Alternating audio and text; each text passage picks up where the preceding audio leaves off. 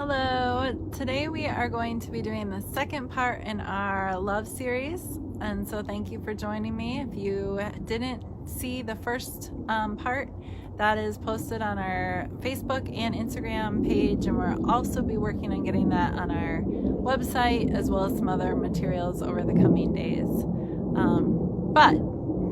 Today's topic is probably going to be the most difficult, and yet it will be the one that will also bring the most life to you. So, today we're going to talk about the costly nature of love. There's a story about King David in 1 Samuel chapter 24, and he is bringing a sacrifice before the Lord. It's something that he has to do, and so he is working to get a place to sacrifice and the animals to sacrifice as well. And in that process, a man offers him his field and his oxen at no cost for him to sacrifice. And David makes this famous statement that you've probably heard where he says, no. He says he's going to pay the man, and he says, I will not offer my Lord something that costs me nothing. So he knows that the sacrifice isn't just about going through the motions and making sure it gets done, but he wants to actually be offering a part of himself to the Lord. And I think it's really beautiful, and I also think that that story is very challenging. I've asked myself sometimes if I was in the same position, if I would have responded that way. Or if instead I would have been like, wow, awesome, the Lord's, providing supernaturally for this. Now, the Lord does provide supernaturally. But I want to suggest to you that there is something about tying yourself to what you're offering to the people around you, what you're offering to the Lord, what you're offering to your loved ones, what you're offering to your friends.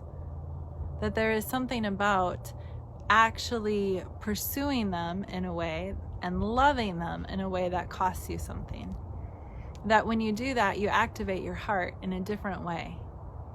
In 1 Corinthians, the chapter about love, it opens up talking about how you can do all of these amazing things. You can speak in the tongues of men and angels. You can have faith that moves mountains. You can have all knowledge. You can prophesy and understand mysteries. You can, give everything to feed the poor. You can even give your body to be burned. But if you don't have love, if they're not all rooted in love, if you're just going through the motions, then it's worth nothing. Then it benefits you nothing. Now, this is a sobering passage because it is easy to learn how to do the right thing. It's easy even to want to do the right thing. But the Lord is actually asking more. He wants us to not just learn what love looks like, but He wants us to actually learn how to love. He wants us to tie ourselves to the people around us in a way that is costly. He wants us to pursue Him in a way that is costly, that is actually tied to love. There used to be a famous or common, at least, saying, no pain, no gain. I don't know if that is still something people say, but I can remember growing up, coaches saying it, teachers, parents, trying to motivate you to work through the pain because the pain was going to lead you to success. You were going to get good grades, or you were going to do well in the sport, or whatever it was that they were trying to motivate you in. And I think that sometimes as Christians, we actually move away from that a little bit too far. The Lord isn't the author of tragedy, but He also is not concerned with our comfort. And so I think that maybe it's time for us to re-examine how much we're willing to sacrifice on behalf of other people. Now, just as a parenthesis here, I'm not talking about abuse. That's another subject for a different day. So I'm not talking about you offering yourself up for abuse. There are definitely healthy boundaries and behaviors in relationships. But I do think that the Lord is looking for us to be a people just that move beyond just being kind. that move beyond just knowing the right ways to behave, that move beyond just knowing what love looks like on the outside, and that he wants to transform us to be people that actually love like him. And Jesus, he loves in such a costly way. He laid down his life for us. When I think about the way that Jesus loves me, I'm undone. He loves me at my lowest. He loves me at my messiest. He loves me at my most undeserving. He is faithful and he is kind and he offers himself to me time and time again. He pursues me even when I haven't been pursuing him. Jesus is the one who makes it possible for us to love like that too. Because as we encounter his love, we get transformed by it. It changes us. It makes us like him. And so we begin then to actually have the capacity to love like him. But it still requires a choice.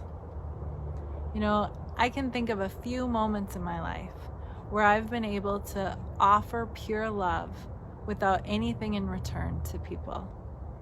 And the thing that strikes me about each one of those times is that there's something so sacred about that experience.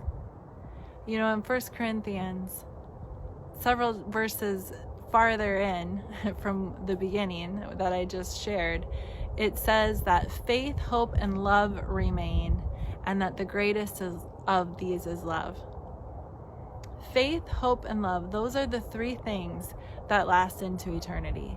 So anything you do that is attached to hope, that's attached to faith, and that's attached to love, you're actually doing not just here, but you're doing it into eternity. You're actually taking whatever it is that has that attached to it, and you're bringing heaven to earth. You're bringing eternity into the temporary realm. You're creating a connection to heaven, to the eternal realm through that action, because those things are eternal. Those works are eternal. And there's something so amazing about when you get to love someone with pure love that's not expecting anything in return, when you're actually laying your life down. It becomes this sacred thing. And it's because you're piercing the veil between the temporary and the eternal. You're actually bringing a piece of heaven into earth. So I want to challenge you with this. It's not easy to learn to love like this, but it's so worth it. And the way you do it is by, first of all, pursuing Jesus. Experience his love for yourself. As you do, you're going to find that you're transformed so that you love like him. But the second thing is that it's actually a choice. Even though you can't just choose the right behaviors and suddenly, you have this eternal thing. We know that from those first 3 verses, that you can do the right things, but if they don't have love, they're not going to benefit you. But the flip side of that is that if you make the choice to live in a sacrificial way towards someone with the motive of actually loving them, there's something that happens to your heart. Because when you invest yourself in someone else in that way, your heart actually begins to grow towards them. Your affection becomes alive. You actually are invested in their success over yours. Parents, when you begin to love your kids in a sacrificial way, it's amazing, because all of a sudden their needs become more important than yours. You'll find that you're not just going through the motions to get to whatever it is you need to do next or whatever it is you're trying to do, but that you actually become present with them and you want to help them and you come alongside them and you teach them and you strengthen them and you sow into them and you invest into their future and you help them to become who they're supposed to be. You begin to actually care in a way where your heart comes alive towards them in a way that it isn't otherwise. When you love your spouses in this way, there's something amazing that happens, because you begin to feel more joy towards their success than yours. You begin to find it a joy to be able to serve them.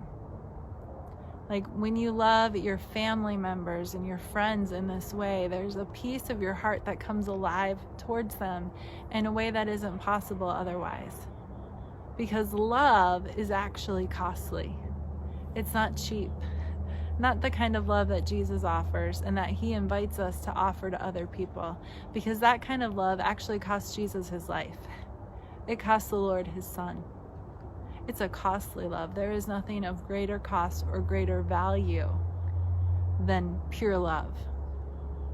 So, this is a sobering word, but it's also an invitation into life, because this is the kind of love that when you lay your life down, you actually gain life in return in a way that isn't possible any other way.